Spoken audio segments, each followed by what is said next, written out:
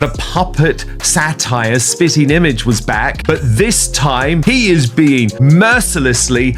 Now I've got mine, Megoo, celebrating the sexy earth goddess in all of us.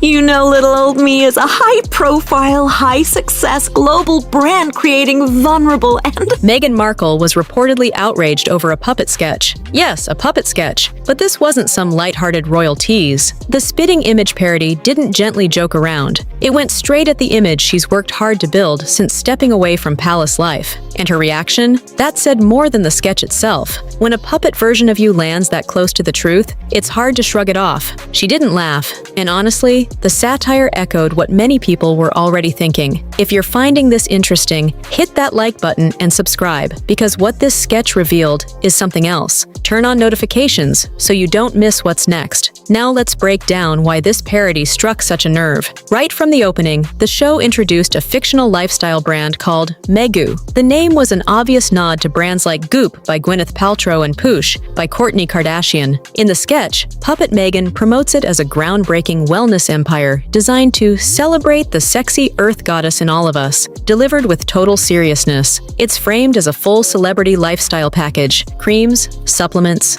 self-care products, the kind of venture many A-listers eventually launch. But here's why it hit hard. The joke wasn't just about a made-up brand. It was aimed at what critics see as her ongoing effort to secure a place among Hollywood's elite, not simply as someone who married into royalty, but as a standalone powerhouse. The comparisons weren't random. Gwyneth and Kourtney aren't just famous. They built lucrative empires from their personal brands. The parody's message was blunt. Meghan doesn't just want royal status. She wants that level of influence and financial independence. It's sharp commentary because it challenges the carefully presented message about wanting privacy and stepping away from public life. The sketch suggests she didn't step back from attention. She redirected it towards something bigger and more profitable. One brief moment says a lot. Puppet Meghan warns Harry not to step on spilled essential oil. It's quick, but revealing. She's in control of the space. He's the one being corrected. The tone of that exchange paints a clear picture. She leads, he follows. In this portrayal, Harry isn't steering anything. He's simply trying not to get in the way. But there were too many damn rules.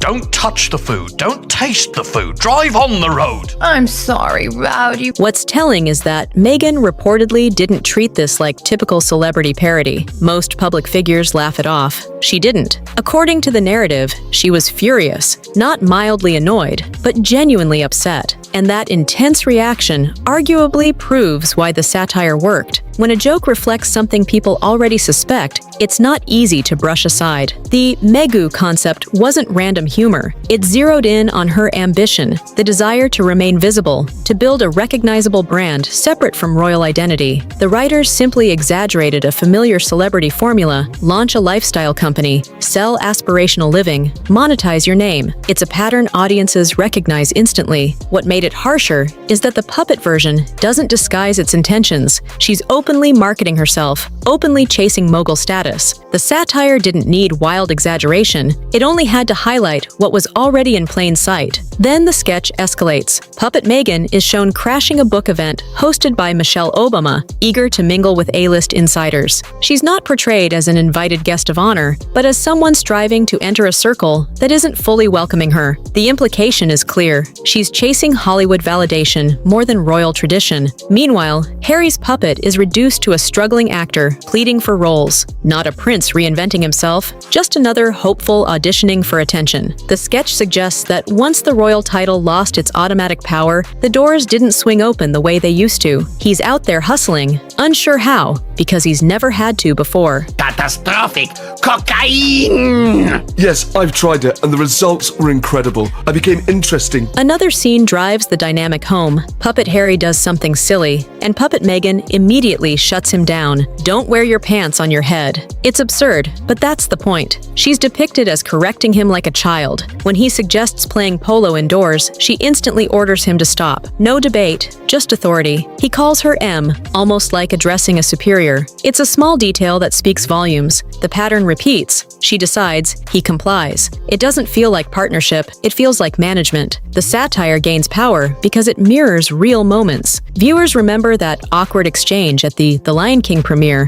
when Harry pitched voiceover work to a Disney executive. The sketch simply nudges that memory a little further and lets the audience connect the dots. The message isn't that they're villains, it's that they appear to be chasing relevance. She driven and strategic, he uncertain and trying to adapt. Chance to convince her I'd be perfect to play the lead.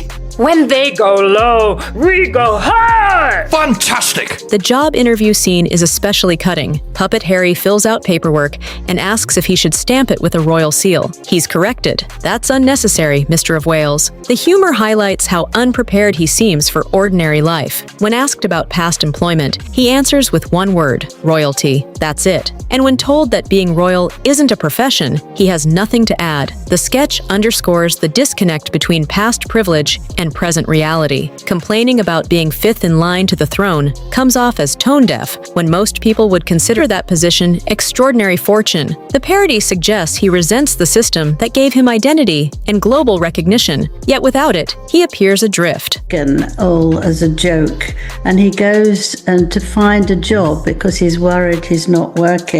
The Paddington Bear exchange takes it further. Puppet Harry discusses a mysterious South American product with Paddington Bear. The conversation is clearly coded, referencing his past party years. It's humorous on the surface, but layered with commentary about privilege and reinvention. The scene contrasts his current messaging about therapy and growth with reminders of earlier behavior. The satire isn't condemning youthful mistakes, it's questioning the moral high ground. Young woman. Well, we wrote a song about an inspiring woman. It's the title track for the upcoming biopic of Angela Merkel. Public perception has shifted. Once seen as relatable, Harry now appears inconsistent. The parody suggests goodwill faded. What once seemed charming now looks hypocritical. Then comes the Netflix-style pitch. Puppet Meghan describes a series about a misunderstood swan who finally gets an apology in season 2. It mirrors a narrative of feeling wronged and waiting for vindication. Harry sits quietly as she presents it, reinforcing who controls the vision. She's portrayed as strategic and capable. The problem?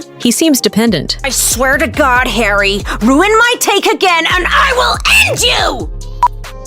You talking to me? The power imbalance becomes central. The sketch implies Meghan directs the messaging, manages the deals, shapes the narrative. Harry participates, but doesn't lead. It paints a picture of a marriage that looks more like a brand partnership. When he's shown driving for Uber Eats, complaining about rules, the irony is thick. He claims he left royal life for freedom, yet struggles with ordinary expectations. My polo in my living room, who's gonna stop me? Stop that. Right away, Meg. The satire highlights a contradiction: public declarations of wanting privacy alongside high-profile contracts, streaming deals, memoirs, podcasts. Each project keeps them firmly in the spotlight. The parody argues they haven't escaped the system, they've redesigned it. Instead of royal duties, they've built a media empire rooted in their royal story.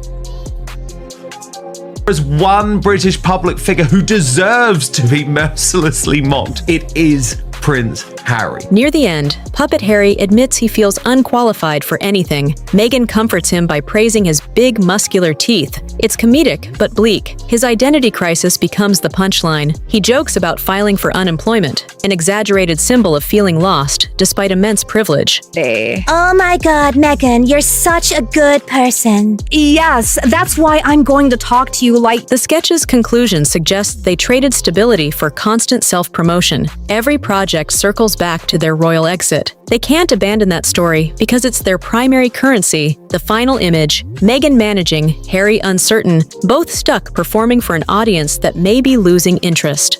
Me! Bloody hell. That was you! Either I'm an idiot or you're the greatest actress of all time. Ultimately, the parody resonates because it reflects a pattern people already see. It doesn't invent, it reframes. Meghan is depicted as ambitious and brand-focused, Harry as directionless and reactive. The satire suggests they're trapped by the narrative they created, reliant on the royal connection they claim to reject. That's why it struck such a nerve. It wasn't outrageous exaggeration, it was a mirror. So what do you think? Did the parody cross a line, or was it sharp commentary? Let me know your thoughts, and I'll see you in the next video. If this breakdown gave you a new perspective on the controversy and the parody that has everyone talking, make sure you hit that like button and subscribe to Victoria Reports for more in-depth commentary like this. Turn on notifications so you never miss an update when a new story drops.